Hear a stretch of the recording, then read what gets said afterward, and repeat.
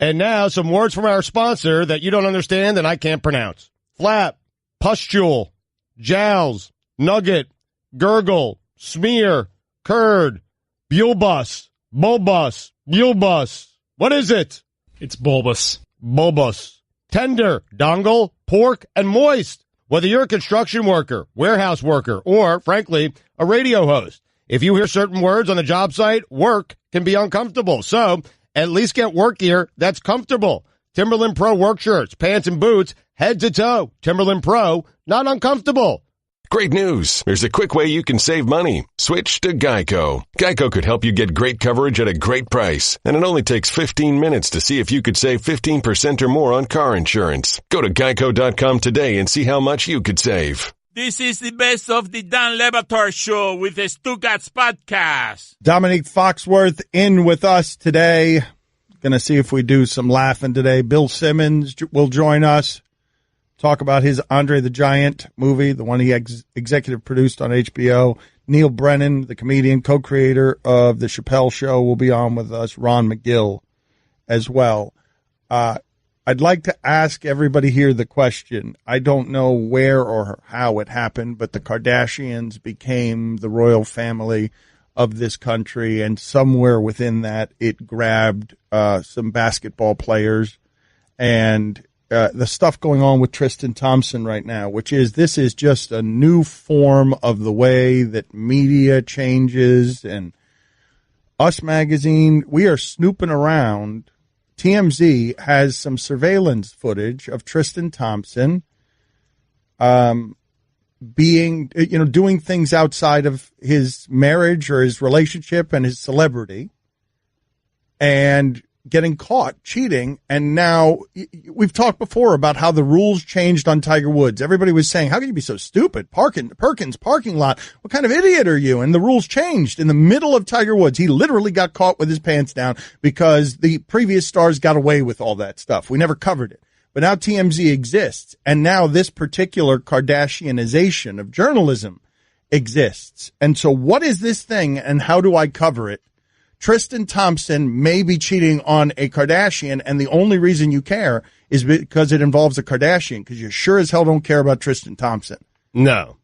And at the Knicks game, fans were booing Tristan Thompson, not because he's Tristan Thompson, because of what he did to a Kardashian. So what do you do with all of this, Dominique? Because this represents a change in coverage, and maybe men should be shamed in public for their infidelities if they're dumb enough to do it outside of Chloe's gaze under surveillance cameras in a club. You deserve whatever it is that you get from the way that looks.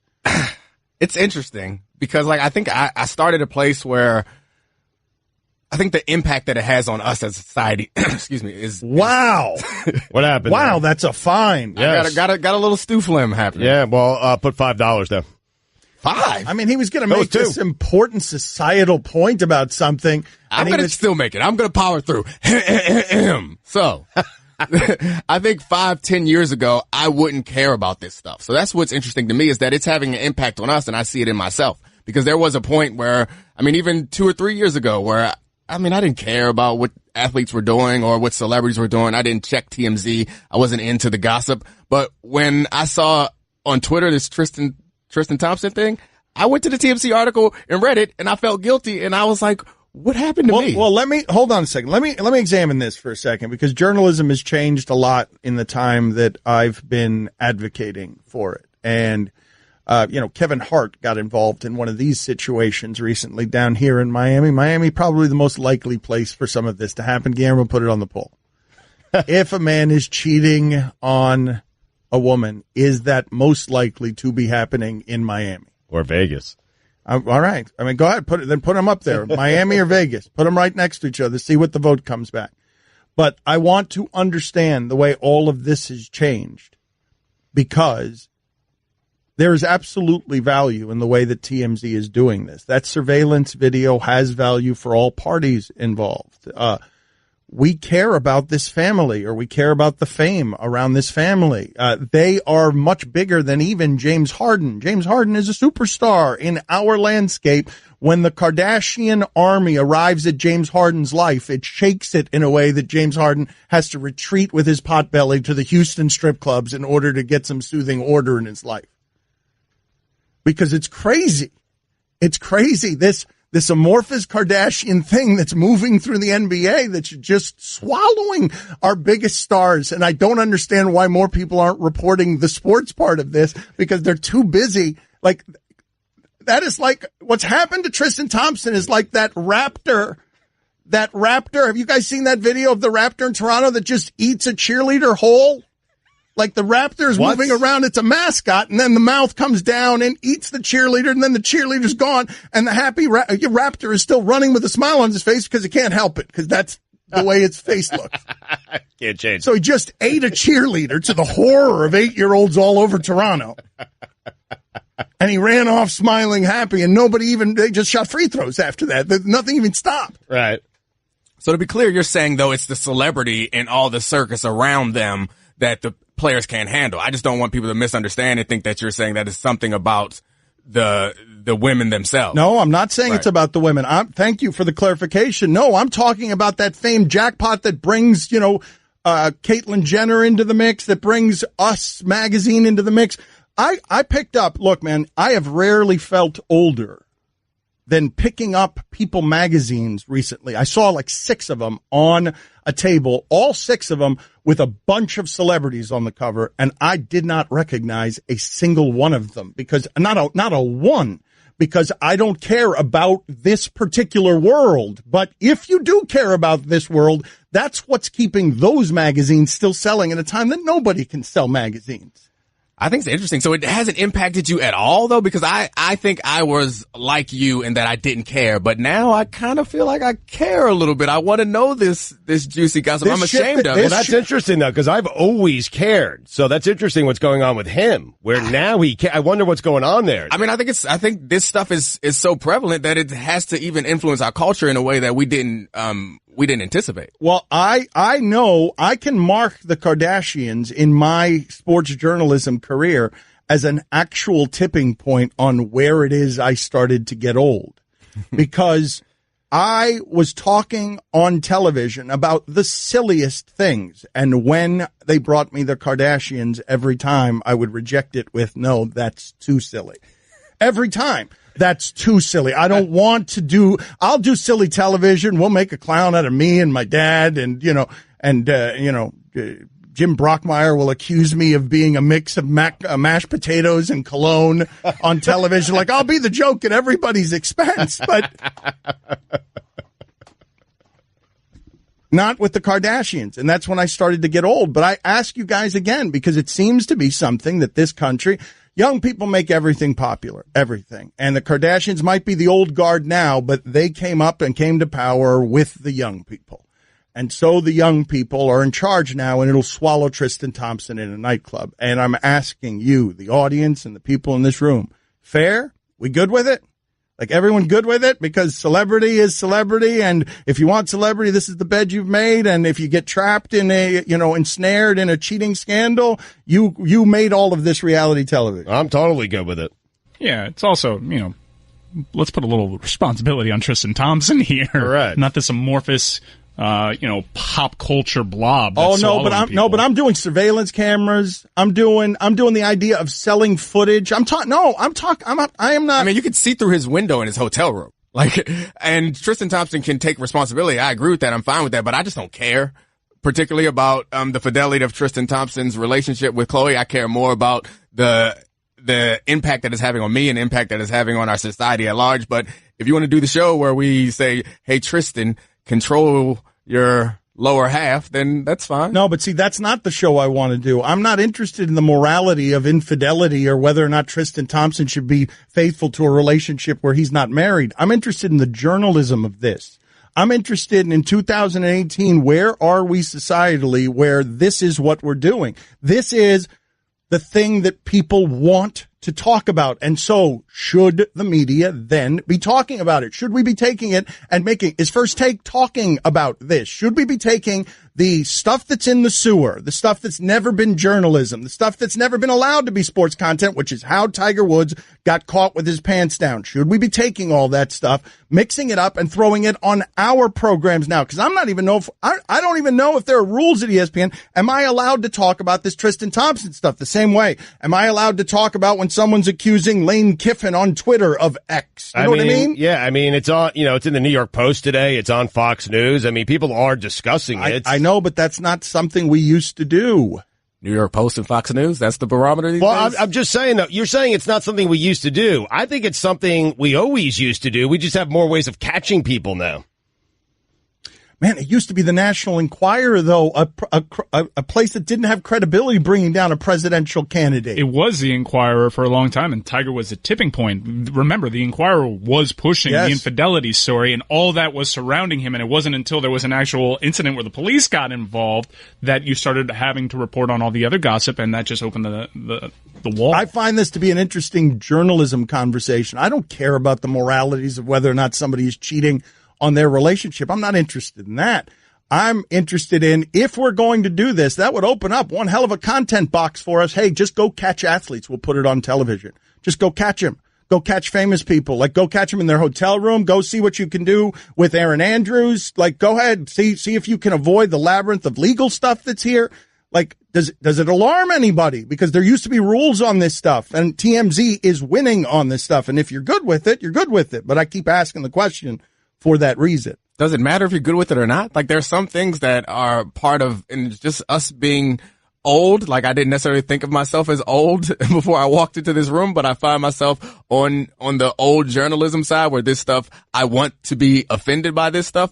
But I'm sure there was something 50 years ago there's always something that's appalling to the conventional wisdom, and then it becomes natural. And this might just be something that we're going to have to accept, and maybe the pendulum will swing back in a few years, but right now it's going deeper and deeper into the muck. There's also no way for us to know what's not reported on, what sort of standards TMZ might have. This specific instance is so salacious just because of the content of the video, and you add the Kardashian element. But I'm asking you guys a question. It's just Tristan Thompson. I mean, that's the problem. I understand, but you're not aware of all the times where they get some other video of some other journeyman, and they're like, but this is the question that I'm asking you, Mike, and I ask you this question out of ignorance. Is ESPN on its platforms airing the video that everyone is talking about that TMZ had? Oh, I haven't seen the video anywhere. You can't really air the video. You could probably air still. Like I said, the video is pretty salacious. Mm-hmm. That's a huge part of this specific story. I know you're having a macro conversation. No, I know, but it's a huge part of this specific story, and I want to know. The question I'm asking is this worth covering? I'm asking you the question. You guys keep telling me, yep, I'm interested. I'm saying 7 years ago, I was not interested in this Kardashian family. It all depends. Is it a Wednesday? It's Thursday with Domonique. I know, but it started on a Wednesday. Yeah. It did start on a Wednesday. Good, Mike. Good call. Don Batard. It is an honor to be here. Seeing Poppy in person.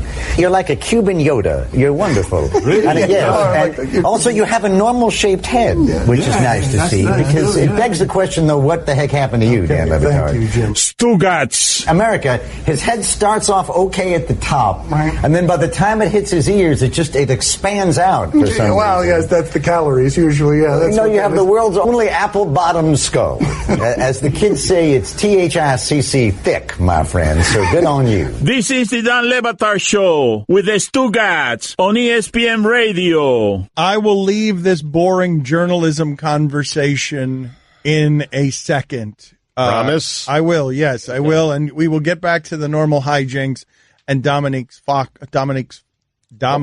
That's a Foxworth. Fine. Yeah.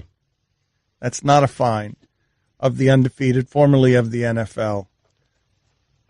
I don't like where we've arrived when 60 Minutes, the old-timey news show, goes into the gutter on some of this stuff. And I don't care what your politics are here. I'm talking about the journalism of it.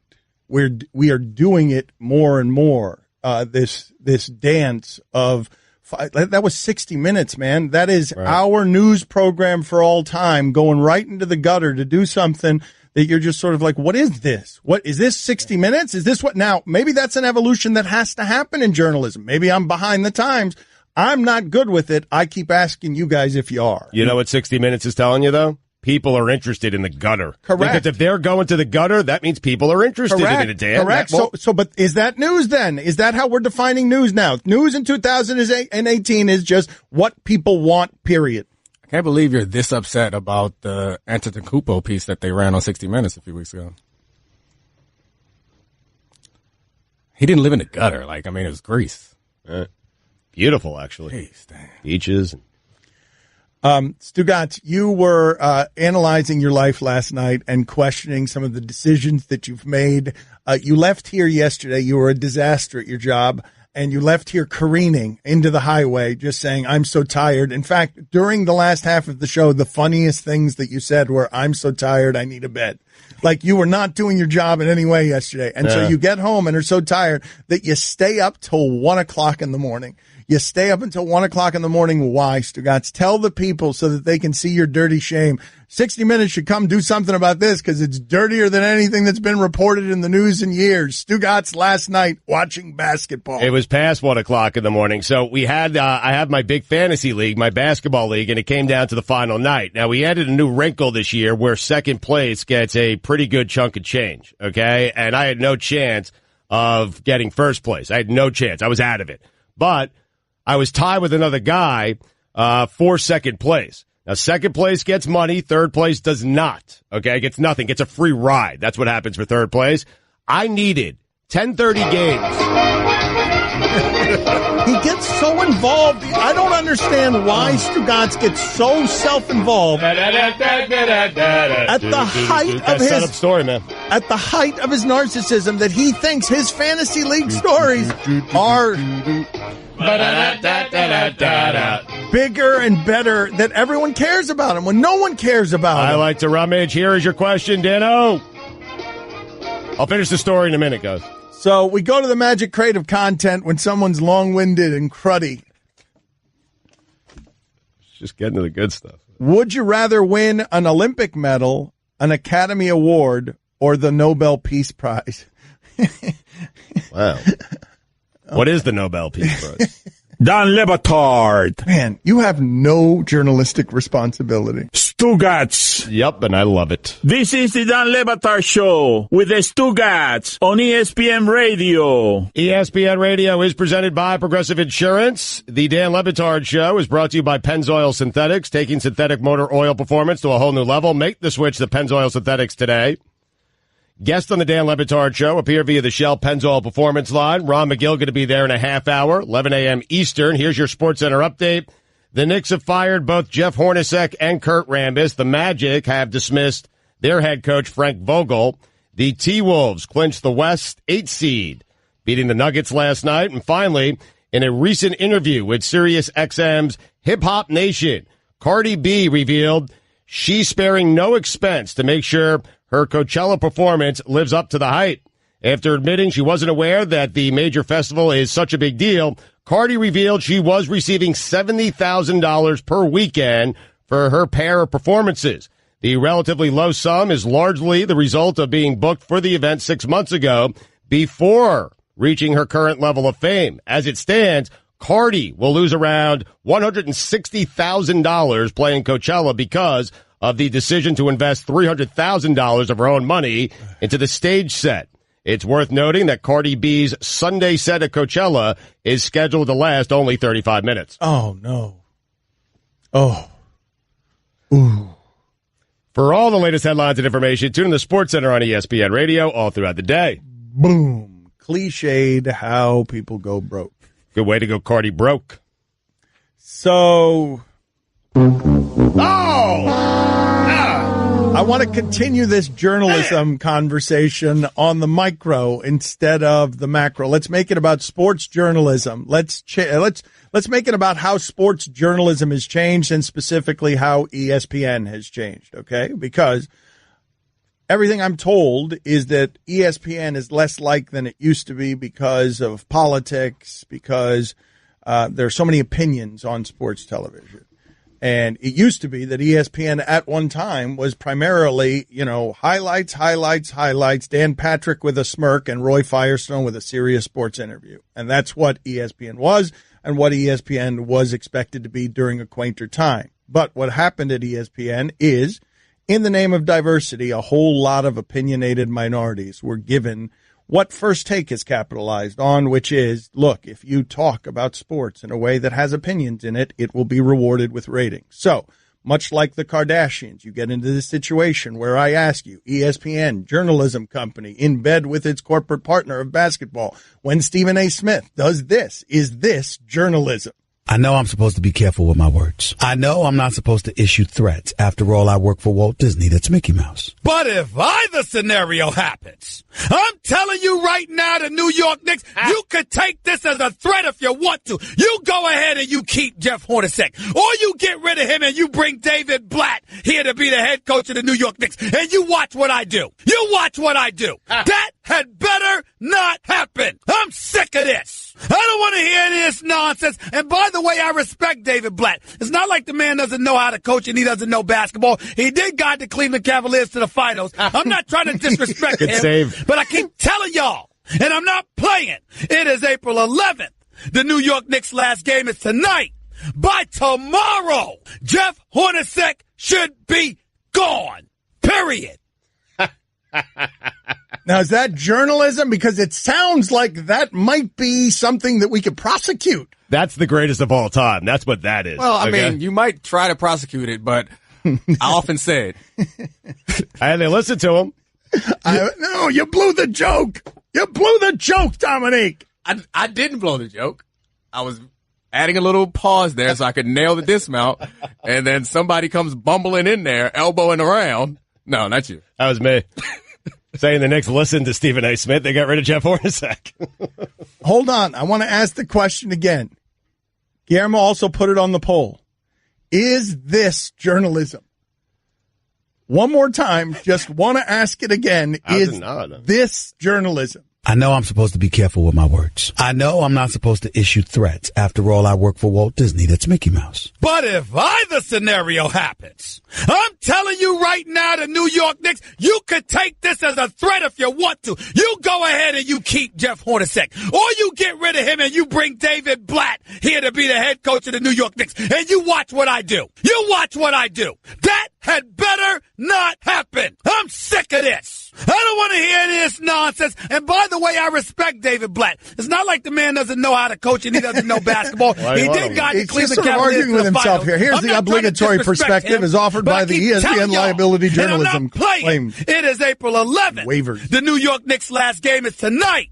By tomorrow, Jeff Hornacek should be gone. Period. And then they fired him?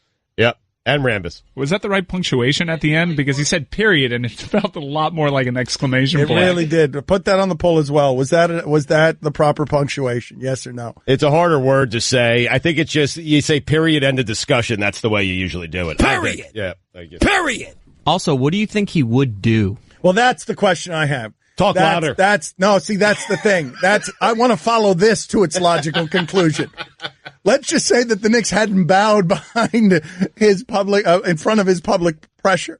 Let's just say that they had not fired Hornacek and Stephen A. Smith had actually had to come behind that bluster with something. What would it have been? Just that, but slightly angrier, more longer. You don't want to see what it would have been. Right. Well, what do you mean I don't want to see? I do very much want to see what it would have been. Not want to see what it would have been. All right, but what's the level beyond that, though? No. Is it like Stephen A. Smith showing up to what? Dolan's house with a 2x4 and some goons? Luckily, we'll never know. Yep. Didn't get to that. Luckily for Dolan. We could still find out if they hire Blatt. Exactly. But he kind of respects Blatt. I feel he likes Blatt. He might any head coach. It sounds like he can talk himself into Blatt. It sounds like he did talk himself into Blatt. But what does he want, though? Like he wants Mark Jackson. That's what he wants. Oh, that's what he. Okay, I didn't know. All right. Okay, I don't know that that's so. I heard his rant. I was listening to it on the way home. He said on the front end he would like Mark Jackson to be the Knicks head coach. Okay, so I ask you again, is this in 2018 journalism? Stephen A. Smith threatening the Knicks if they don't hire former ESPN personality Mark Jackson. Period. And current ESPN personality Soon Mark to be Jackson. former. Almost a fun. Soon to be former because he's going to be the head coach of the Knicks. Where are we? Okay, but where are we in the employment status of Mark Jackson? Period. Okay, very good. This show ain't free. Time for some ads. Mike, would you be kind enough, just real quick, to wish Guillermo again a happy birthday from Stephen A. Smith? Guillermo, how old did you turn yesterday? What was that unhappy birthday for you? 31. Congratulations on your 31st birthday. Stephen A. Smith sends his most loving regards. Happy birthday to him. I don't care. Good luck. I think we should do a daily birthday like PTI does with that. We should have a segment, just a 15-second segment every day. Happy whatever birthday to somebody. It's Amino Hassan's birthday. There you go. All right. Happy birthday to him. I don't care. Good luck. Just because you want to play that, so every day, wish someone a happy birthday? Yes, let's wish someone every way. It's good. It's 10 seconds of good radio content. I think my favorite part of that is that he starts with a little rev-up flourish. It's happy birthday. That is what I enjoy most. Happy birthday to him. I don't care. Yeah, really insincere. Good luck. If you did not know that the happy birthday was not insincere from the way that it was sung, then he came in on the back end and he double dismounted. Happy birthday to him. I don't care. Good luck. Good luck, though. Yeah, conflicting No, the messages. good luck is also insincere. The good luck, I don't believe the way it was delivered. conflicted. No, he can. No, it sounded sincere. If it's man. in quote marks, it would be good luck and it would feel like good luck. But the way that was said was like more like Marco from Treboika and Take It. Good luck. Tell me I'm wrong. You are. Good luck. No, that's threatening. I mean, it's the same format of the take that he just delivered, where it's coming hot and then soften it a little bit. I like David Blatt. He's a real good coach. Period. Now, here's what you don't understand. That good luck, no one has ever, Guillermo put this on the poll. Have you ever been threatened with good luck as vigorously as this? Good luck. No, you're right, because you're right. Because good luck, usually you're about to do something that's important, something you might accomplish something, right. and there's someone nice who cares a lot. Hey, good luck. And you're right. It's usually not met it's usually not met with fear. The tone. Good luck. Yeah, it's not. It's met with promise and hope. I got to be honest with you. It's so threatening that I want to abolish freedom of speech. Good luck. I prefer to succumb to the fear. Good luck. Don't forget, you can hear more of my sons Dan and Stu weekdays starting at 10 Eastern on ESPN Radio and ESPNU. Next, you're holding up the line, ma'am. What did you say? You're next in line for the water slide, ma'am. Feet forward and enjoy the ride. Okay, dearie, this does look fun. Whee-oh, you melted me. I've melted. The Wicked Witch of the West on a water slide? Surprising. What's not surprising? How much you could save by switching to Geico. See what you've done. Oh! Geico. 15 minutes could save you 15% or more. Don Le Batard. Stugotz lies so much, and he doesn't take inventory of his lies, that even when he's telling the truth, we don't believe him on anything. What's wrong, Stugotz? What are you objecting to? I mean, listen, I've done this to myself, so I'm frustrated at myself. I'm not going to lash out elsewhere because I understand why everyone would think that I was the one who did this. But I am sitting here telling you guys that I did not do it. Stugotz. You absolutely took a bite out of a piece of pizza and put it back with the rest of the pizza. It was me. This is the Don Le Batard Show with the Stugotz on ESPN Radio. Ron McGill is from Zoo Miami. He is a lovable creature. He really cares about the animals. Look him up on Google if you want to help with his foundation. He does a lot of really good things for the animals, and as Stugotz said, he is the most popular guest in show history. So if you'd like to talk to Ron McGill, if you have animal questions for him, 786-456-4837, 786-456-4837. I saw a video the other day, Ron, of a guy in a barn, and he just sort of clapped his hands, and about 200 ducks, it looked like, although it may have been chickens, gathered in formation, and they looked like a marching army headed to destroy someone. I'm sure they'd just been taught to feed like that. What's the most unusual situation where you've seen of animals being trained? Well, there's this hippo that was raised in Africa, and hippos are literally the most dangerous animal in Africa. More people are killed and injured by hippos than any other animal in Africa. This family raised this hippo to full size to where they let it walk into their house. It walks into the kitchen. It walks by the dining room table. They feed it heads of lettuce, and the thing is just walking through a house like a bull in a china shop, but it's not breaking anything. It's like a gentle, huge dog. It's the most amazing thing I've ever seen. I'm sure if you Google it, you can find it. This tame hippo walking through a house. It's unbelievable. This older gentleman just kind of raised this animal, and it just shows that sometimes you can get these incredible bonds that are inexplainable. Now, so you believe in the idea of that, even as you've told us very many times. I mean, I remember one of the first times we spoke to you, it was about that woman who had a chimp for a pet, and then one day the chimp just tore her face off. Exactly. Well, listen, I am not endorsing that by any stretch of the imagination. There's another guy who works in Africa who kind of has made himself part of a lion pride. Well, he goes in with these lions, a pride of lions, and he does the same thing with hyenas. Now, if you talk to him, he will tell you, this is probably going to cause my death one day.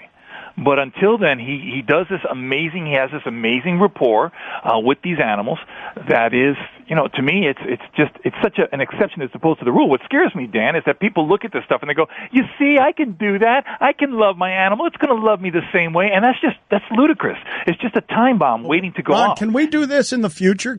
Yes. If this lion tamer guy speaks English, can we get you on with him and have you guys discuss it? Because I think you'd ask him better questions.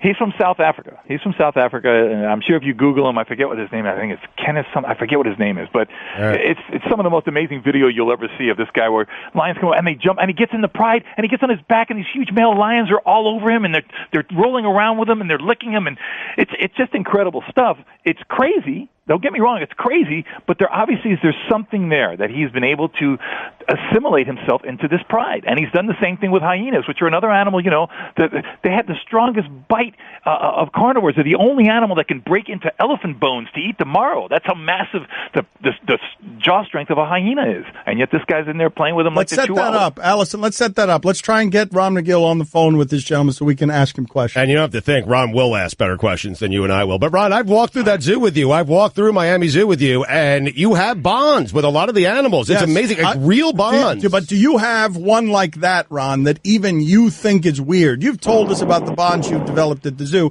because you've also been bitten by a gator. There have been some times where you've been, if not reckless, you've been dumb.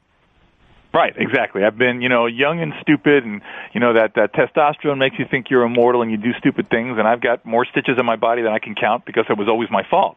Now, having said that, I remember there was one time we had a tigress. The first tigress born here at the zoo back in the early 80s. Her name was Natasha. And I remember I felt I had a bond with her. She would always chuff when she saw me. It's kind of a greeting in tiger. And when she had her cubs, Dan, one of the most moving moments I've ever had in my life, as I went back into her den area, and, tigers are incredibly defensive when they have cubs. They get crazy. You can't even get near them. And she saw me, and she chuffed. And I sat down at the outer end of the den area. She went back into the den, which is dark and enclosed in the back, and she brought the new cub in her mouth, walked it over to me, and dropped it right in front of me for me to see it. And I'm telling you right now, I get misty-eyed thinking about it because it was like she was sharing something so special with me. Now, would I ever go in with that tiger? There were times when I thought, I'm sure I could go in there where she would never hurt me, but that would be the dumbest thing I could ever do. But yet she brought that cub to me and laid it down right in front of me so I could see it. Those types of moments are priceless. Again, though, you cannot be lured into thinking, she's your friend. You can go in there and play with her. She's your pet. No. There's that old saying, you can take an animal out of the wild. You can never take the wild out of the animal. And when you get sucked into that type of belief, that's when you get in trouble. Would you guys agree back there that in 2018, the thing roaming the earth most like a 2018 Tarzan is Ron McGill? That if you had to, he's a giant man. He's got a mustache. He's wiry, and the animals do things like that around it. Yeah, but he's not wild enough. Manny the Sharkman Puig is like a real wild boy. Right, yeah. I would say pre-marriage, like Ron told me stories about when he got married. His wife said, "You're not doing any of this stuff ever again." Like, period, end of discussion. We're done, right? This is neutered Tarzan? Yeah. Okay, this is a neutered Tarzan situation. There you go. That's a good way to put it. Neutered All right, very Tarzan. good. Tom, you're on with neutered Tarzan on ESPN Radio. Go ahead, Tom. Oh, shoot. I gave the name Bob. Mr. Miguel. You changed your name? Hold on a second. Bombardier. What happened? And you called him Mr. Miguel. What the hell's your name, dude? Bob, Mr. McGill. All right, you changed your name to Tom because you don't want people to know that Bob is making this phone call. Okay, Bob, what is your question? What's a cooler animal, the bombardier beetle or the pebble toad? Okay, I understand your shame now. Oh, my God. Next. Okay, but you don't know what is the cooler animal. I don't know those animals. Pebble toad. I don't know. I don't know what a bombardier beaver is. All right, Jeff, you're on. Jeff, it's a beetle. It's not a. Oh, a beetle. Yes, it's a beetle. It's a beetle. Oh, it's probably going to be the beetle. Beetles are so cool. There's so many different kinds of beetles in this world, and they all have such incredible behaviors and colors and shapes and sizes. I'm going to go with the bombardier beetle. Eddie, you're on with Ron McGill of Zoo Miami. Go ahead, Eddie. Hey, Ron. Since I moved from Florida to Georgia, in my deck there's a huge bee, HGH injected bee that just hovers outside my backyard and terrorizes my family. I hear it's called the carpenter bee. What can I do about it? What can I do to get rid of it? Because no one wants to come outside. Well, first of all, remember this. If it's a bee, it's not going to sting you unless you swat at it or do something like that. Bees, when they sting, are basically committing suicide. When a true bee stings, it dies. Now, if it's a wasp, that's a different situation. Wasps can repeatedly sting, and sometimes they cause something a bee when it's truly a wasp or a hornet, and those animals can sting you over and over and over again. Again, I try to get this, and I know it's easier said than done. If you leave it alone, it will leave you alone, unless, of course, it's building some kind of hive on your deck, and that's what you got to be careful of. Wasps, especially paper wasps, things like that, will build these little nests under your deck, and in an effort to protect the nest, if you get too close, they'll sting you, but not because they're being mean or because they hate you, but because they think their nest is being threatened. So I would look out there just to see that there's not a nest being built. If the thing is just buzzing around, it's probably feeding on some kind of pollen or feeding on whatever it feeds on, and it has no interest in you. Enjoy it. Look at this wonderful big thing that scares you and think, this is a wonderful piece of nature, and just enjoy it. Don't bother it. It won't bother you. Andy, you're on with Married Tarzan. Go ahead, Andy. Oh, jeez. Hey, Tim, I was wondering, who would win in a race? Guillermo, that Chris, or a cheetah with a broken foot? Okay, an average human being. That's a good question. To an above-average human being speed against a cheetah with a broken foot. What do you got, McGill? I will give the cheetah with 3 legs. Oh, a 3-legged cheetah, not even using the 4th leg. Exactly. Really? Yeah. That's not fair, Absolutely. though, because the broken leg would be hurting him when he's running. So if he has no leg, he doesn't feel the pain. That's a different game. Well, Ron. no, but he's okay, saying... but let me explain something to you.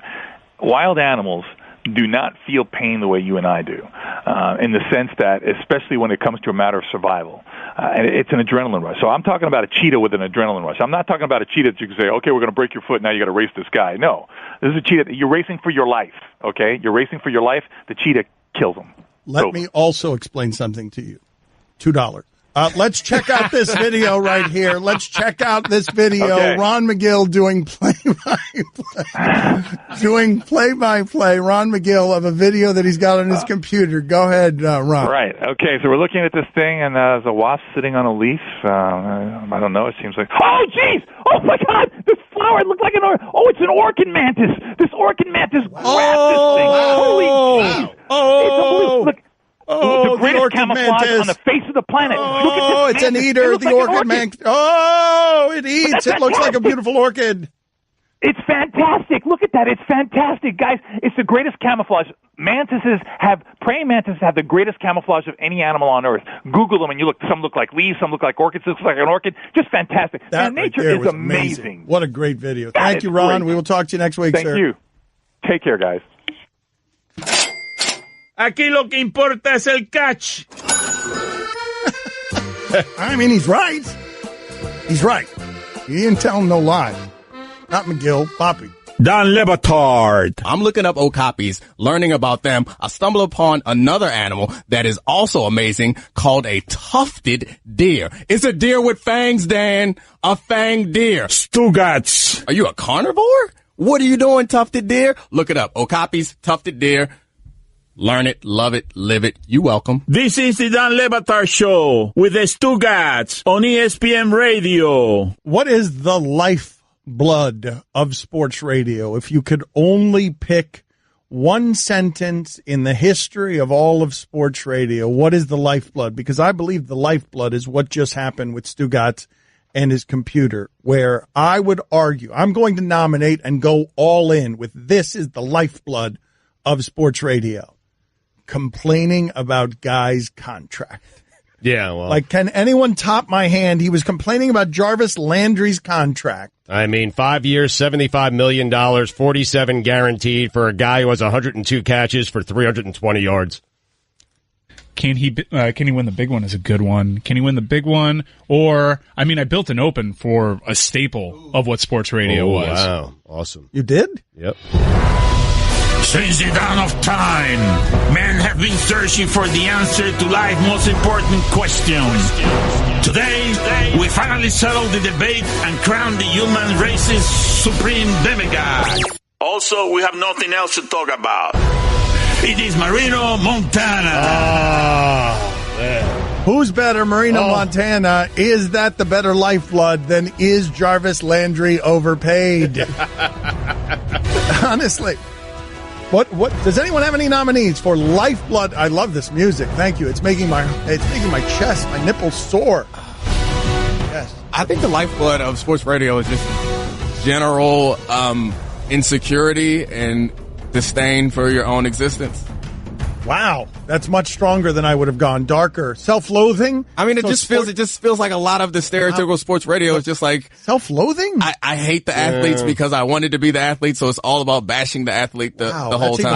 I think Mike hit it. I think it's Marino Montana, LeBron, Jordan. That's what sports radio is all about, man. Dissecting. Yeah, or have a take, don't suck. Yep. Fire a coach. Oh, but have a take, don't suck. Wait a minute. Wait a minute. Have a take, don't suck is the umbrella family of all of it. Like it's the human race of have a take, don't suck is what it is. Right. But that take is often judgmental and hates the athlete and thinks the athlete overpaid, even though none of us have been taking pay cuts at work. I don't hate the athlete. I'm just laughing at the Browns. I mean, okay. So Domonique, $75 million, 47 mil guaranteed for Jarvis Landry. Tell Stugotz why he should care. He shouldn't. Your response should be, "Ooh, I see you, player. Get that money." That is the proper response to any contract that comes out. My first response, honestly, was, "What is Odell Beckham Jr. going to get?" Let's try it again. Ooh, player, I see you. Get that money. No, that's not good sports radio. No, I think it is. Well, it's not good sports radio. He's right about that. I do think it's the better moral attitude. Let me hear it again. Go ahead. Ooh, player, I see you. Get that money. Ooh, player, I see you. Get that money. No, it doesn't feel right. It's so much better with you. It doesn't work. Domonique doesn't know what he's talking about. Right. It's what. Wait a minute. That's not why it doesn't work. No, it doesn't work because Stugotz doesn't. The ICU instead of the ICYA. They're fair. Dan, totally fair point. You also went player, I believe. Player? No, he said player. There's a vast difference. Player. A player and a player. I see you, player. Go get yours. Nice. Nailed it. Wait, no. What? Yeah, but okay, hold on a second. First of all, we've been through this before. Yeah. There's a difference between R's and A's. Mm-hmm. When you end in any words, be very careful with the hard R. I got scared again because we were talking about Joe and Phil Necro before. Watch your mouth, Dan. I told you if you say that one more time. What are you going to do? You're going to threaten me like Stephen A. Smith? I don't want to have to tell you. I know I'm not supposed to do this because I work for the mouse, Disney.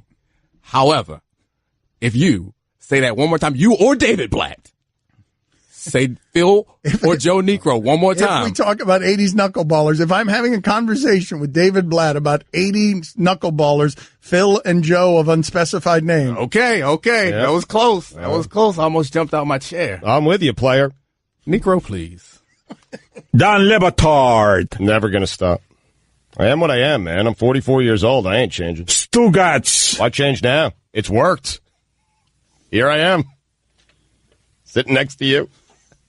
Filthy rich. This is the Don Le Batard Show with the Stugotz on ESPN Radio. He's a co-creator for The Chappelle Show, one of the greatest things in the history of comedy, and he's got his own comedy career outside of that. As Stugotz just told you, the Here We Go tour begins on June 7th in Chicago, and if you want tickets, upcoming tour dates, he takes chances. NeilBrennan.com is where you go. One of the creative chances you took recently, and thank you for being on with us, was this documentary series you did. Was it with Jay-Z or for Jay-Z about Will? It was against Jay-Z. No, yeah, it was. Well, first of all, Dan, how are you? Good to see. Good to talk to you, Neil. Yes, you as well. Hey, I'm good. I wanted to warn you. When was the last time you shaved your beard? Oh, your man, stubble. Long time ago. I just shave. I just sort of clean it up. I don't really shave. I did a movie a couple days ago with Tom Hardy. No big deal. But I had to shave my stubble, and I don't got much of a jaw. I'll say that. I forgot how bad it was. Okay, so what happened? You shaved and you looked in the mirror and you didn't like what was looking back at you because you're doing a movie with Tom Hardy? Oh, I remember. Now I remember why we started it all. Because it's just not. It's a lot of. It's cheek and then it's kind of neck. And it's sad. So I literally was like, you need to warn Le Batard because he could fall. He could end up in a Tom Hardy movie. Who are we kidding? Okay. It's never going to happen. But Neil, I asked you about the Jay-Z documentary series. Where are you wandering off to? We'll get back to that. I'm looking in the mirror. I'm butt naked right now, looking in the mirror, and I want you to know. Wait a minute. What is this movie? All right, paint the picture Neil for us. is right. You let the comedian go where the comedian wants to go. All right, man. fine, but paint the picture for us. Where are you right now? What are you doing? And, of course, it begs the question, really? A Tom Hardy movie, Neil? Yes. Right now I'm in Los Angeles. I'm getting ready to go to therapy. I have therapy at 9 a.m. So I took a shower. I just got out of the shower. Now I'm getting dressed. We have therapy at 9 a.m. Nothing major this week, but you gotta keep the pipes clean. Now I'm going to segue to Jay-Z. Jay-Z. No, hold on, but are you naked? Are you indeed naked? Are you naked? I just put underwear on in the middle of that anecdote, and I really played it off pretty well. Okay. I, of course, wear the Kevin Hart underwear. Kevin Hart has his own underwear. That's where you go. Maybe are you endorsing too many things, Kevin? Take them off. Just maybe. Do you draw the line anywhere? Kevin Hart underwear would be a good place to draw the line, wouldn't it? Yeah, he's literally, I got my own underwear. It's like, Kevin, stop it. You don't have to promote all the time.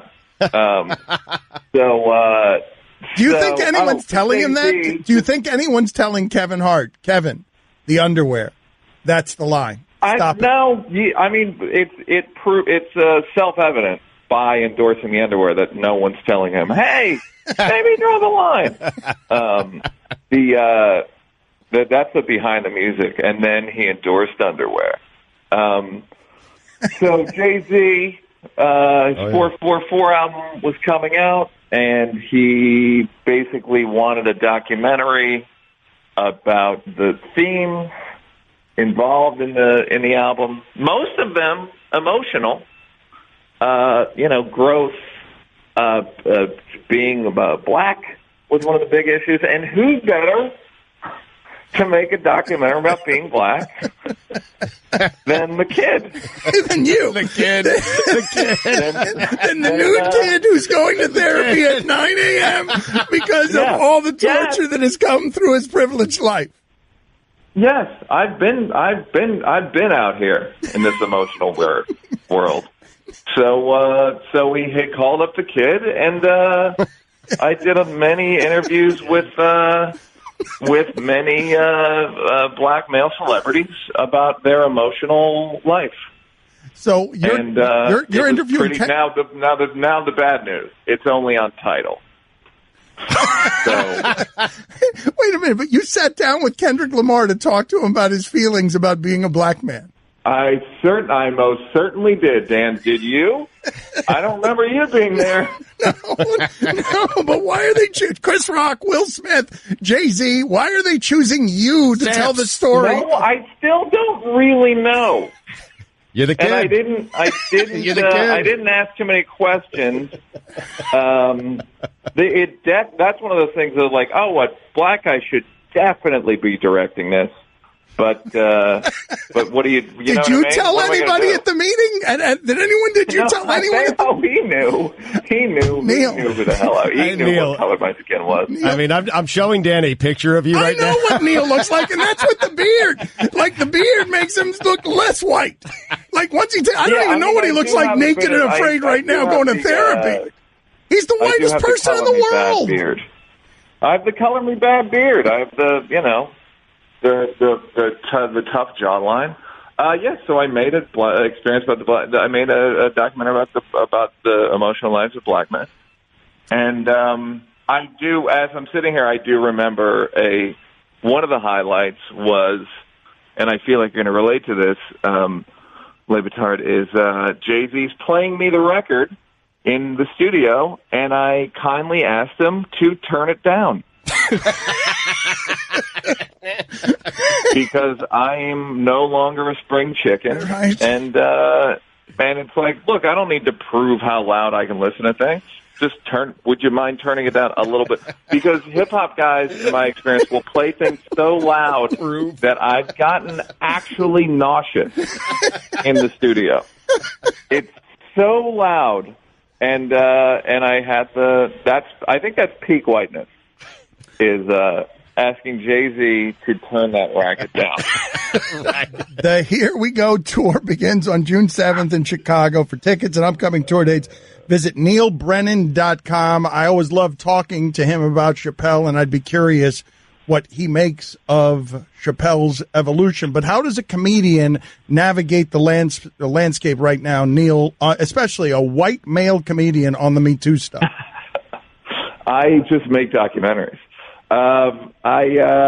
Well, my thing with the Me Too stuff, what I find funny about the Me Too stuff, and I'm sure it is, you can relate, is the dumb conversations you have to have with your male friends about, like, where guys are actually feeling sorry for themselves now, where they go, my guy friends go, like, can't even compliment a woman anymore.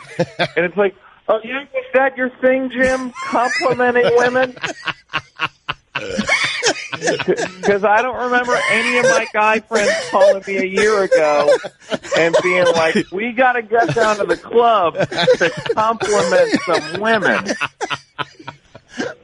Because I'm sitting on 8 hot compliments right now, bro. Let's put some smiles on some faces tonight with no sexual expectations. Like, the amount of dumb things guys have said to me, like smart guys, too. Like, smart, and they just, like, dumb, like guys going, well, you know, they're going to have to outlaw dating people you work with, and then people are going to work less. Like, oh yeah, are people going to work for the action? Is that what That's why I do. Yeah. Yeah. Well, you're very handsy, and you'll see. Your day's coming. Your day in court. They call you the Cuban Cosby. Last I heard. Oh, whoa! So excessive. It's also Cuban American. Funny. Oh, I'm sorry. It's the idea that guys are, it's everyone's scared now, because it used to just be guys scared on dates, or with just women, but now my male and female friends are scared. Every day, all my friends are comedians, so all my, when my female friends go on dates, they're like, is he a rapist? And my male friends are like, is she a blogger? People are scared, I tell you. They're scared. Are you? How have you navigated the Louis C.K. stuff? Well, first of all, I will say that I emailed him just to check in. I've known Louis since I was 16, so like, you know, it's sad. I hope he. I think it's forgivable because his brand was he was always sort of a gross schlub. You know what I mean? So it's not so. Yeah, well, it's the criminal part or the potential criminal parts they become. No one. I don't think he broke any laws. Mm-hmm. Is the good news. Okay. It's not great. Right. But, right. It's we not great news, but the good news is, okay, I guess. Did Louis respond to your email or just left? He did. He did, and I'll let you know what he said right after this. We should go to that would have been fine, man. I thought we were going to go to break there. Go to break there. Catch more of the Dan Le Batard Show with the Stugotz, 10 to 1 Eastern on ESPN Radio and ESPNU. Dan Le Batard. Tom Ricketts is saying that the Cubs will not allow Sammy Sosa back into that organization for anything moving forward until he comes clean. And what I find absurd about that, and what a hypocrite this guy is that family made hundreds of millions of dollars off the name Sammy Sosa. By the way, never tested positive for steroid use. And if he was using steroids, which we all assume that he was, my guess is if he was using it, the Ricketts family had an inkling that was going on in their own clubhouse. And for him to come out many, many years later and say Sammy Sosa must come clean for us to allow him back into our prestigious organization, our club, get out of here with that. Stugotz. Yeah, Ricketts didn't make money off Sammy Sosa. He won the bid in 2009. This was post-Sammy Sosa. Well, that ruins my argument. This is the Dan Le Batard Show with the Stugotz on ESPN Radio. Taj Gibson. Glue guy?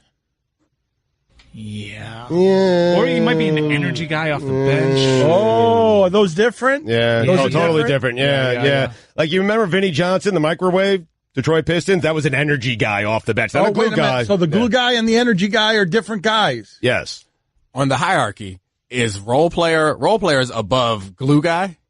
So it's like superstar, star, role player. No, I think role player. Glue guy. No, I think energy guy. No, I think role player. What are the rankings? I think role player is synonymous with glue guy.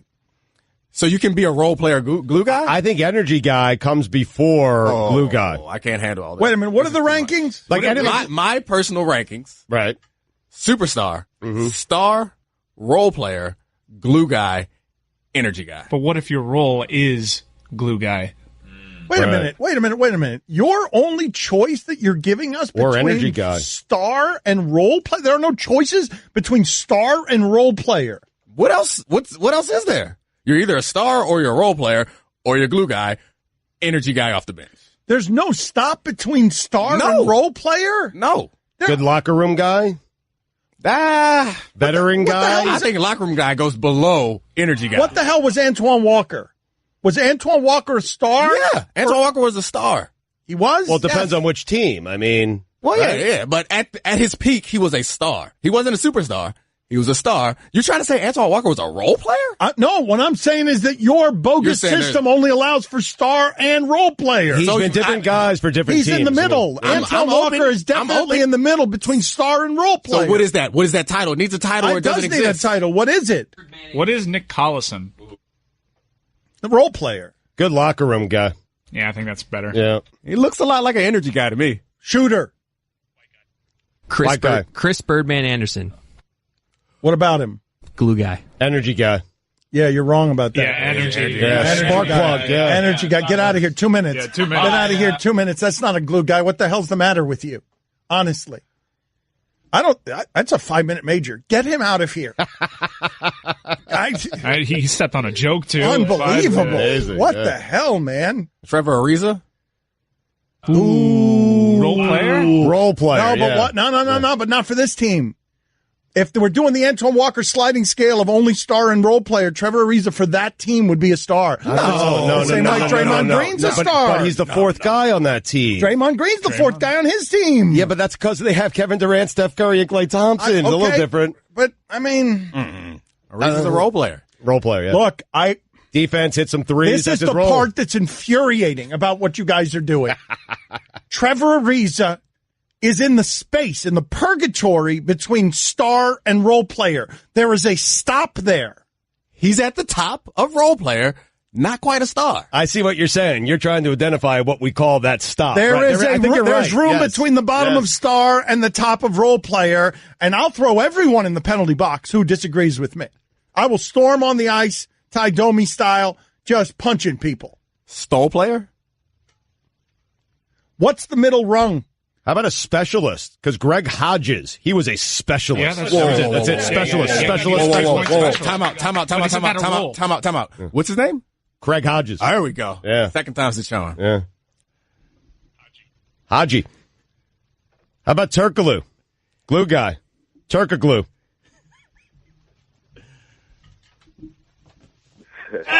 Is that the game you want to play? That's a fun one. We can play that one. No, I think you're right. There is something in between. There's a stop here, and I can't, and shame on me, because I should know this. I don't know what the name of it is. I don't think that stop exists. Another controversy that we have here, and we can get back to this important conversation, but a lot of people are writing in, hey, Stugotz, it's not a duck fart, it's a duck snort. It's a duck snort. They don't know what you're doing with duck fart. It's duck snort. How about Glue Edwards? It's 2 minutes. Yeah, that might be I'm sorry, I deserve it. 2 minutes. Glue get out of Edwards. here. It was so easy. Yes. It was so easy. You know what? Get out of That's here. 2 minutes I'll get out of here, but I've had two people step on two great jokes I've had the last two segments. I'm out of here. Fine them. It's a fine. Oh, because it's a fine. Hopefully I have money today. What are the two jokes that people have stepped on around here? Do you remember them? Would you like to deliver them again? No cash. Roy saw money. That's $2. No, he didn't. That's $3 now. Roy saw it. $3. You owe $3. $3 and then get out of here. Glue Williams. A softly hit ball that goes over the infielders and lands in the outfield for a hit. Originally called a duck fart because it was assumed that a duck's feathers would make its farts as soft as the hit. Changed to a snort for use in polite company.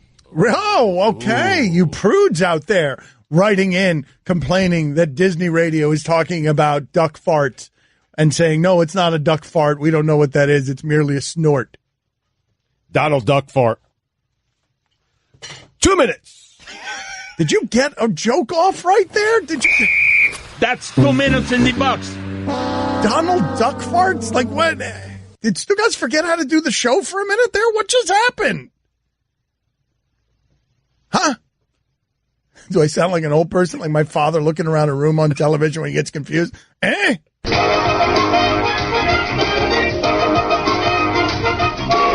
Oh, who's going to draw? This is confusing. Out of rummage.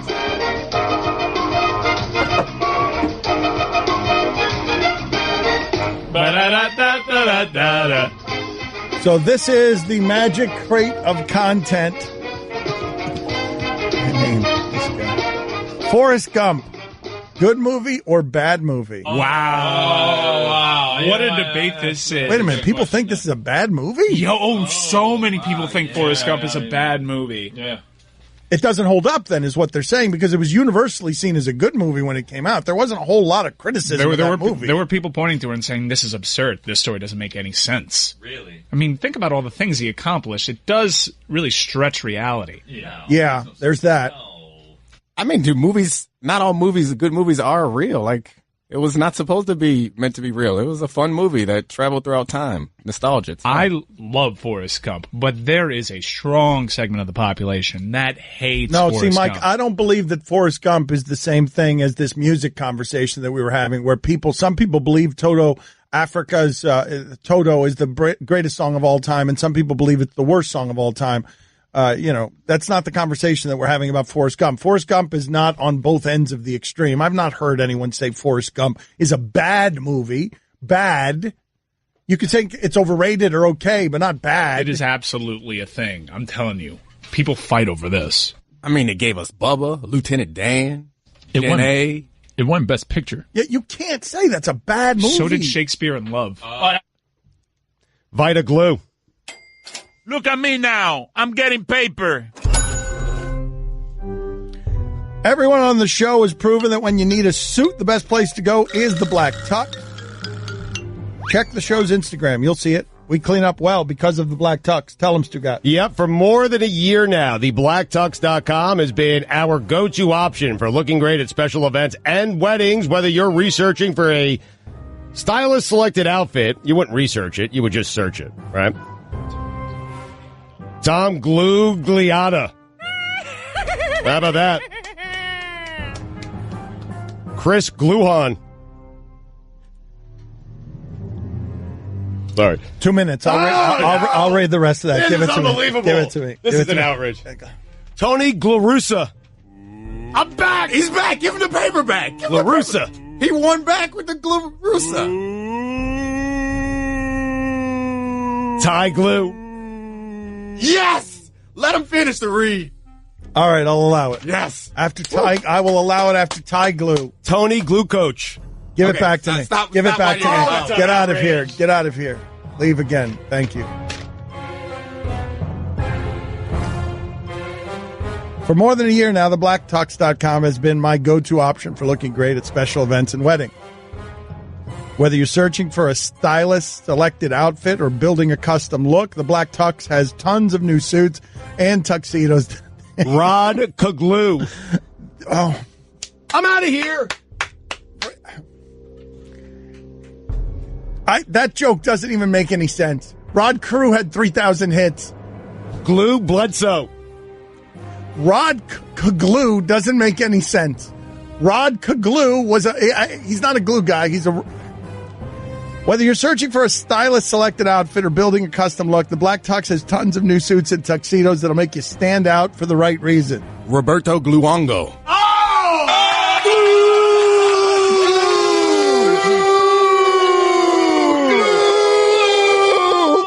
Glue, but wait a minute, he's a goalie. That's not a glue guy. Semantics. To score $20 off your purchase, visit thebblacktux.com/Dan. Glue Al Dang. Yeah! That's pretty good. That's thebblacktux.com/Dan for $20 off your purchase. Let's see. Do you have the joke to end it with? The Black Tux premium rental suits and tuxedos delivered. Glue Breeze. Whoa! Don Le Batard. And finally, the shortest, most concise tongue twister is toy boat. Try saying that 5 times fast. Toy boat, toy boy, toy boy, toy boat, toy boat. He came closer than I did. Toy boy, toy boy, toy boy, toy boy, toy boy. Stugotz. Everybody, let's go around the room. Chris, what do you got? What do you got? Give us 5 straight toy boats. Say it as fast as you can. Toy boat, toy boat, toy boat, toy boat, toy boat. This is the Don Le Batard Show with the Stugotz on ESPN Radio. I have 4 trending stories in front of me. Trending is all that matters these days. Domonique Foxworth is in with us. He's a bit of a counterculture thinker. He comes from the Players Union, and he says that we should abolish the Players Union. He feels he's his own thinker, and one of the things that he thinks is that we can eliminate scouting departments in football. And I want to get to that in a second, but before we do, I just want to read the 4 trending stories. Are you ready? Yep. ESPN brought to its knees by Reply Apocalypse. Reply All Apocalypse. Martellus Bennett believes 89% of NFL players smoke pot. That's great that he would just throw that number out there randomly and make it 89%. Green-haired turtle that breathes through its genitals added to endangered list. Will you please quit laughing before we're done with the jokes? So get to the scouting report. He does that often. The scouting report. I tried to get away from the mic. Do you believe, we got to get him a cough button too. Do you believe that? So the point I was making is that NFL teams are always looking for advantages, looking for ways to save money and looking for other ways to allocate their resources in order to gain an advantage. And I think that 1 or 2 NFL teams probably could get away with abolishing their scouting department because all the information that you need is out there. And if you look at the success rate, it's not as if they aren't still playing the lottery, considering that they spend millions of dollars on getting scouts out to different teams and checking everything out and doing all this planning, and then they go and fail. So can't they just have a couple guys scour the internet? There's enough information out there to form legitimate opinions on players and then draft based on that. All right, that sounds like an irresponsible viewpoint. It sounds like you're not supporting that with anything. I like the way that you think. I like that you think differently, but you got to support that take better than that if you want the audience to buy on the idea that the NFL doesn't have to actually have a scouting department to look into players. I think many teams have scouting departments, and they do plenty of the work, and the information all gets leaked. I'm saying that some teams could get away with not doing their own scouting, and I don't need the audience to agree with me. I'm fine with being Copernicus on this joint. But are you saying outsourcing the scouting? Is that what you're kind of doing? There you go. Dress it up. All right. Dress it up, Stu. I think I'm good with that. Yeah. Why, though? Why are you doing that? Because you can then use those resources and put them in another area where you can actually gain an advantage. In my mind, it's about finding places to gain advantages where you can't gain advantage. But why are there limits in this sport? Why would there be limits on the spending in these areas, whether it's a scouting department of 1 million people or 10 people? But I think what you're saying is, drafting and scouting, it's kind of a crapshoot.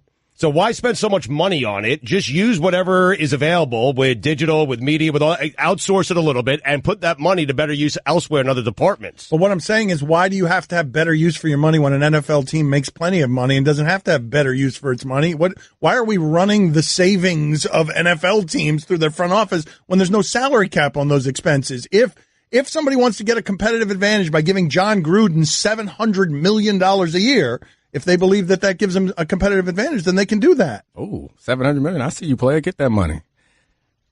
However, I do believe that they have enough money to do both things. I understand that. But there's a finite amount of resources and time that you can devote. And there's a theory of too many cooks in the kitchen. I think it's possible that you could acquire enough information to make informed. And I know this because I'm studying for draft prep and writing some pieces on soon to be drafted players. And I feel like I know these players as well as anybody who would be drafting or some of those players. But do you? Because we were talking about this yesterday, the idea that Mel Kiper Jr. and Todd McShay, there are two big guns on ESPN draft stuff. These are careers that they've made out of this. I didn't think ESPN had room for one of them. Here are two of them, and we're saying we want a third.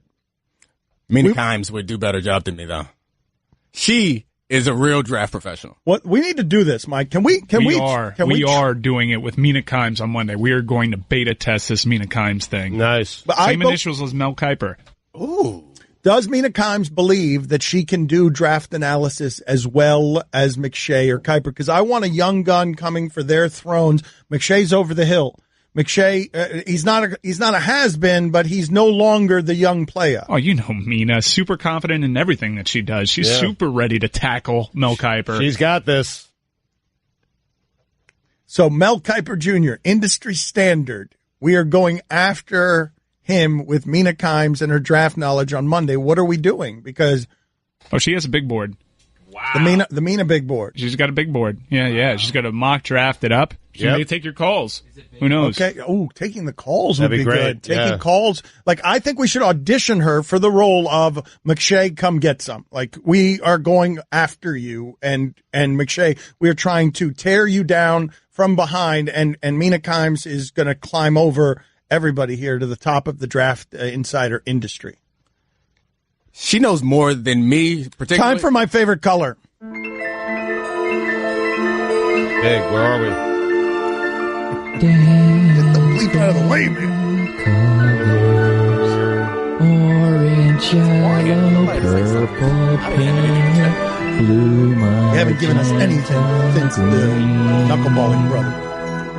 What team we're on? I see you didn't say it. Choose which color? Will he choose which color? Will he choose which color? Will he choose which color? Will he choose which color? Will he choose which color? Kind of the job I wanted for the show with the draft stuff, but give it to me.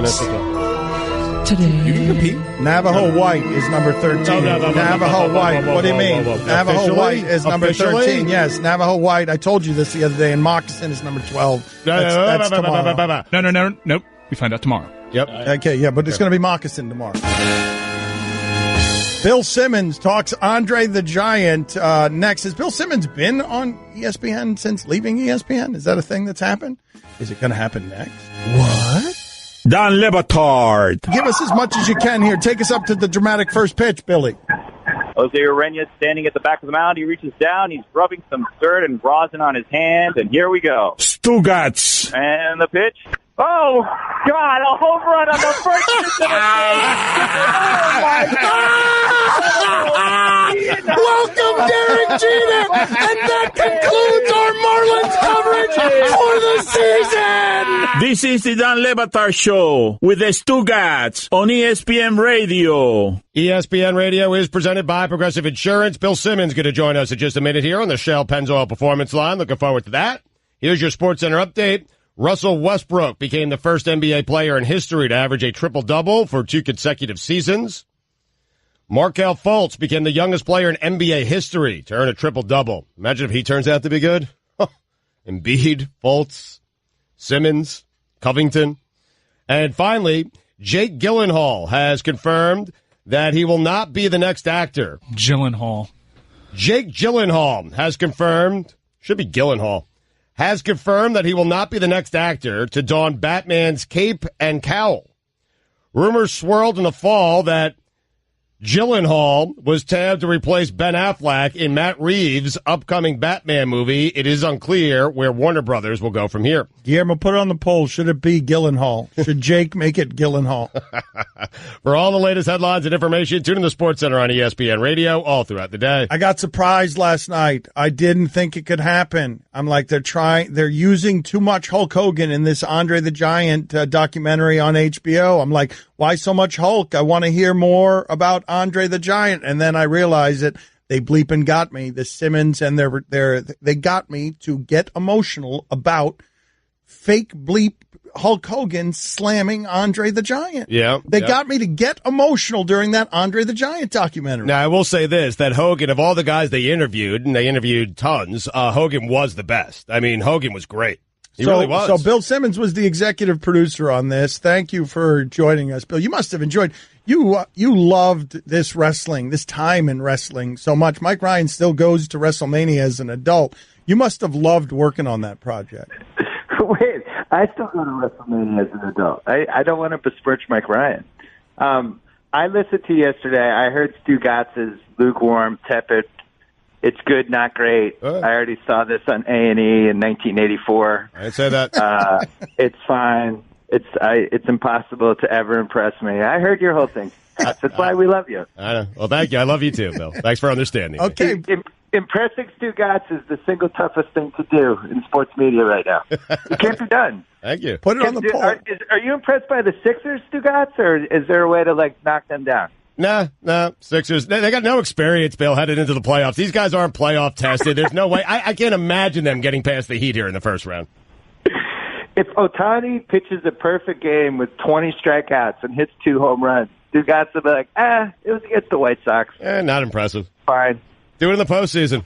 Win a championship. And then win 2. You think you will never win this game, Simmons. You can continue to put things in front of him, and he will move them, and you will be defeated. If you believe that you're going to win this, you are not. No, it was great. The Andre thing was an 11-year odyssey for me. And, for a long time, WWE just didn't want to do it. They don't outsource their intellectual property, and they wanted to keep everything for themselves. And over the course of this decade, got to know them a little bit better, got to sell them on the idea and the concept of doing it with HBO and how an outside audience, a bigger platform might help tell that story better, and it just kind of worked out. It was great. People seem to like it. Can you explain to me, Bill Simmons with us again, Andre the Giant is on HBO, and if you care about oddities, you don't even have to care about sports, just interesting things. This guy was more than just giant, and it was a weird thing that happened with him and how it is that he became famous. Was there anything in the movie that confused you? For example, I didn't understand how should I process Vince McMahon's relationship with Andre the Giant? Yeah, that was a tough one because obviously, we tried to establish Andre was the biggest star they had before wrestling took off and went national and was on cable and the whole thing right before Hulkamania. And all of a sudden it's on the cover of Sports Illustrated. The WrestleManias are happening. And they really needed Andre to kind of push it over the top, but his body was breaking down. And that's kind of the arc of the story we told. But then there's this whole arc after that we probably could have spent another 10 minutes on, but we just we wanted to get to the finish line at that point. But from post-WrestleMania 3 on, Andre's body was really breaking down. And it was really sad to kind of watch him those last 5 years. And I do think he probably felt like Vince used him and tossed him away. And on the other hand, Vince probably felt like, well, you can't wrestle anymore. What am I supposed to do? And it does seem like he still has a lot of pain about it. It was really crazy, that interview he did where he said, I have this ability to compartmentalize, and if something's negative, I can just shut it away and put it away. I was like, wow, that's not something you normally hear somebody say, but he obviously still has a lot of pain over it. But that's on Vince, though, right? Because he threw him out there in the ring so early in his career, Bill, and then allowed him. But Stugotz, no, but Dan, then they let no, but Dan, when he wasn't on the card, because Vince didn't want him on the card every single week, it ruined what is Andre the Giant. He would allow him to go wrestle in other places, and so his body hurts. I know, but how do you govern that if he's your business and like you need him? Yeah. Like you have some sort of precedent. This is another one that Stugotz can do, Bill, where he can criticize anybody. You have a precedent for managing the 7'4", 500-pound guy in wrestling? Yeah, just let him wrestle for you, and that's it. Don't rent him out. That's that. Bill, did he not do that? Like he wrestled too much early in his career. But you're second guessing the use of Andre the Giant after the inevitable injury came because he's 500 pounds. It's easy to do, man. Yes, and that's exactly what I'm doing. Yeah, shame on Vince McMahon. Well, I think they overworked all those guys, and it's something that they still do to this day. Those guys work a lot of dates, and in his case, I didn't know till we started working on the documentary that Andre knew he had this condition and chose not to take the medication. The medication would have, he had the acromegalia. The medication would have arrested it and stopped it. It wouldn't have reversed it, but his body was still producing so much growth hormone that his organs and stuff were, and his spine and his body was growing even though he was getting older. And that's why he really started to crumble and he needed the back surgeries and all that stuff. He probably, if you watch, there's stuff we could have put in there. Like you watch the matches from the last 5 years. We had a little bit in there, but like he really had to hold himself up on the ring and, have really quick matches. He had this whole, 3-month stretch where he wrestled the Ultimate Warrior all around the country, and the Warrior would beat him in 90 seconds. And it was really because Andre couldn't wrestle a match. So, it was kind of sad how it ended with him. Is there a favorite fact that you have from the Andre the Giant movie? If you can only use one to tell people, this is the pretty cool one, Bill Simmons would use which one? I thought that the 10-minute stretch where we told the story of how they figured out the WrestleMania 3 storyline and Hogan really not knowing whether Andre was actually going to let him win. I thought that was so cool. Bill, did you get emotional? I didn't know any of that stuff. Did you get emotional watching that at any point in your creating of it, or were you too close to it to get emotional while watching it? No, absolutely. That made me a little emotional, but the stuff at the end with his friends when, I think after people found out he died, I think that part, you see that in a giant theater, and people were really affected. We premiered it in L.A. We had 1,000 people, and people were just openly crying at the end. And I knew I wasn't sure that was going to happen, but I watched the second cut with my wife, who doesn't like wrestling. And she was really into it and was sobbing at the end. And I was like, oh, this is good. This is, if we can get... You can't help but feel for going through life as that sort of oddity. And you nailed it with the idea of he's taking 14-hour flights and he can't fit in the airplane bathroom, so they have to draw back a curtain. And if he's got to go to the bathroom, he's got to go in a bucket in front of people because he's living life in a toy dollhouse. In a bucket. They would bring it to the bathroom to dispose of it. And come back with a bucket. He had to go on the airplane. He has to go 14-hour flights. You guys nailed that in terms of the deep, deep sadness that anyone can understand, even if you can't humanize somebody who's a giant like that. Bill, yeah, we had. There was stuff we didn't put in there either. When he was in Japan, there was a couple of times someone told us a story and we couldn't use it because it was too gross. But there was a couple hotel bathrooms in Japan that he couldn't fit in. He couldn't even go into the bathroom to use the toilet. So if he had to go to the bathroom, not pee, but the other one, he would have to do it in a comforter.